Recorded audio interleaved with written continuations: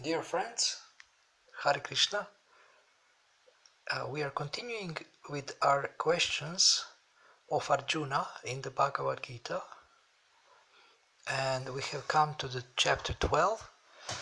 So let's see what Arjuna asks Krishna. Arjuna inquired, which are considered to be more perfect, those who are always properly engaged in your devotional service, or those who worship the impersonal Brahman, the unmanifested?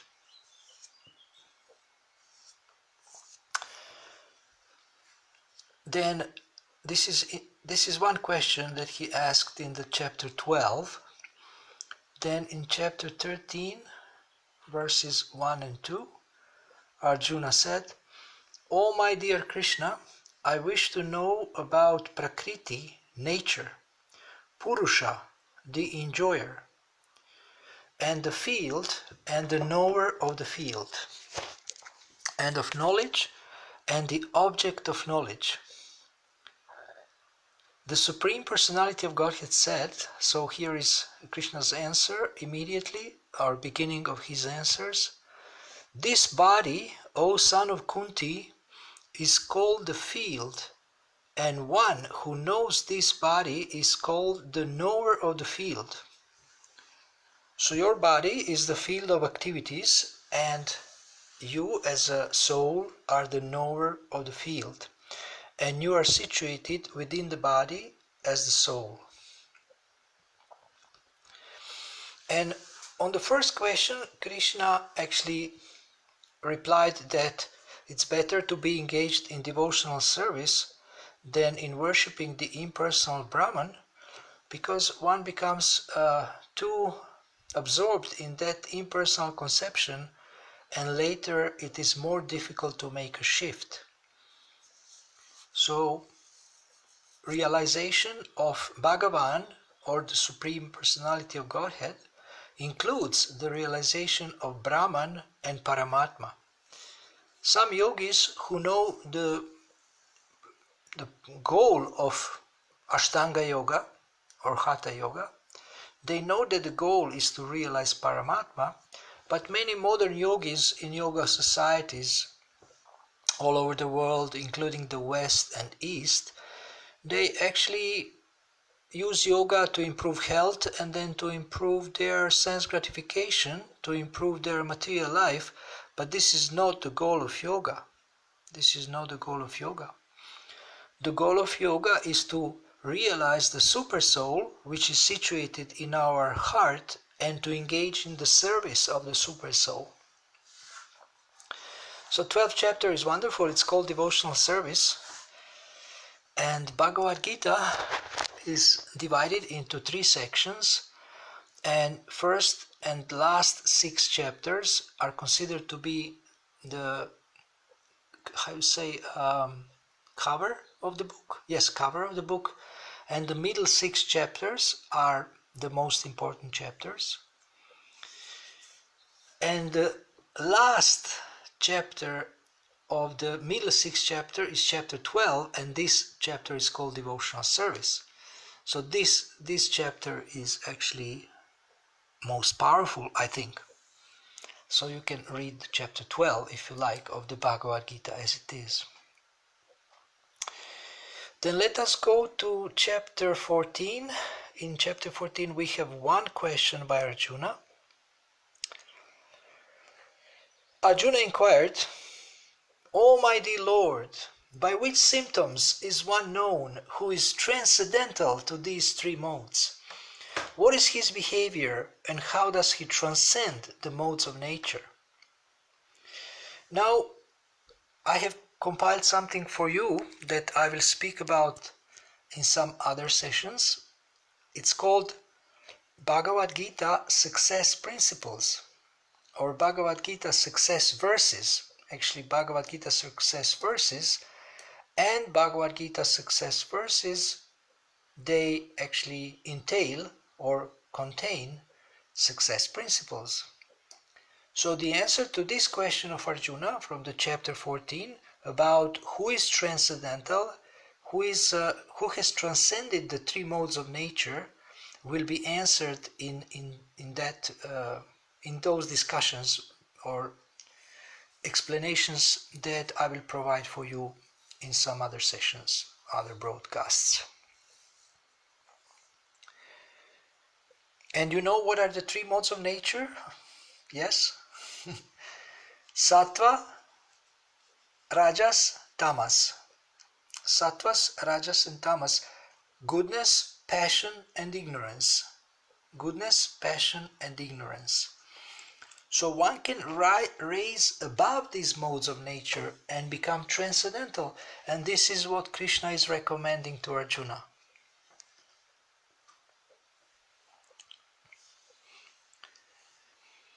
Then in chapter 18 we have final three questions.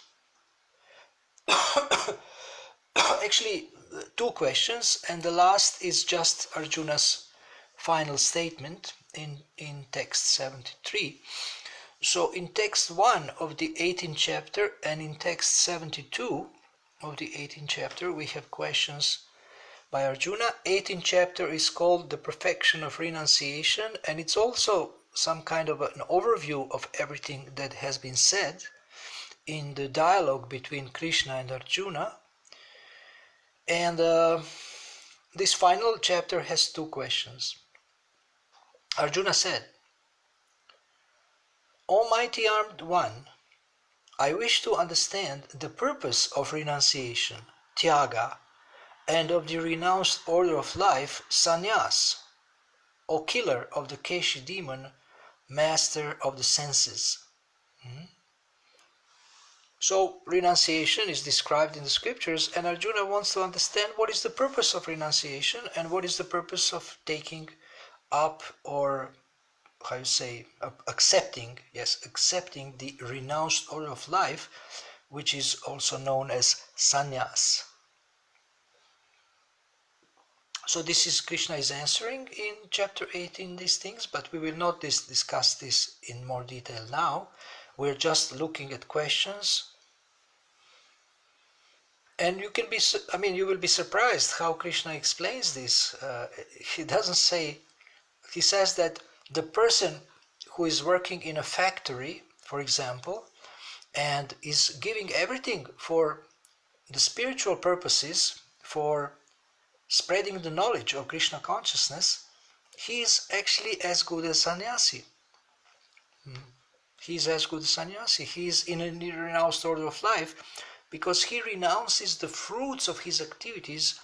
He is not attached to enjoying the fruits of activities, but he is offering the fruits of his activities for the pleasure of the Lord.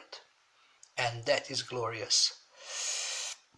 And in text 72,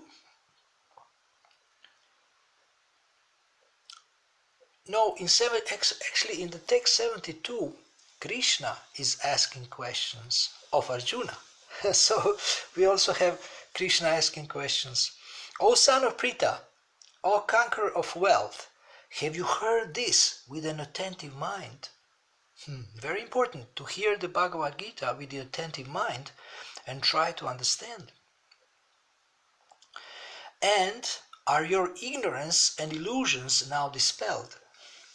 So the purpose of the Bhagavad Gita is that we have our ignorance and illusions dispelled. This is the whole purpose of this holy dialogue.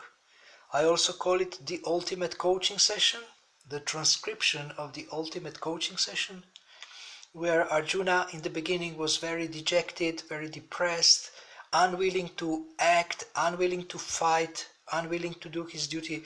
But by Krishna's speaking the Bhagavad Gita and explaining to Arjuna different things patiently, Arjuna has changed his mind, and in the verse 73 we see what is the Arjuna's conclusion, and we should follow in the footsteps of Arjuna and have the same reaction or same conclusion after hearing the Bhagavad Gita.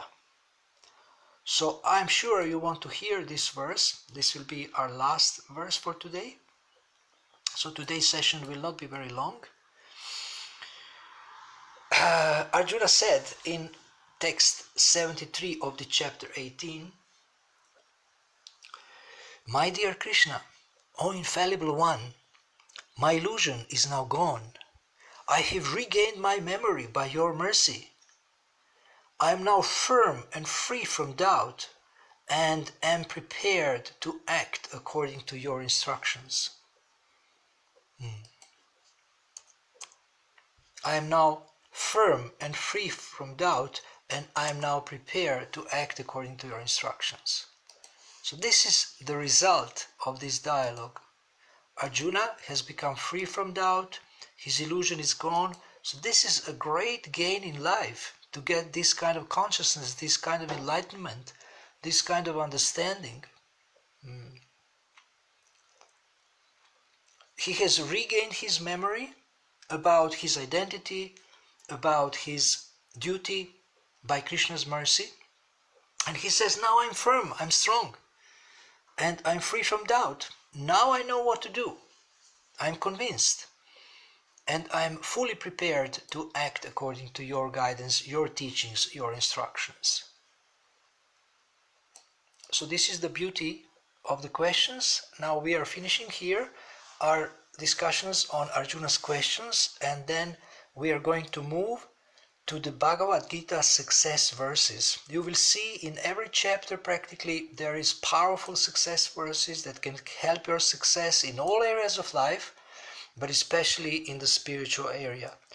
So thank you very much for listening.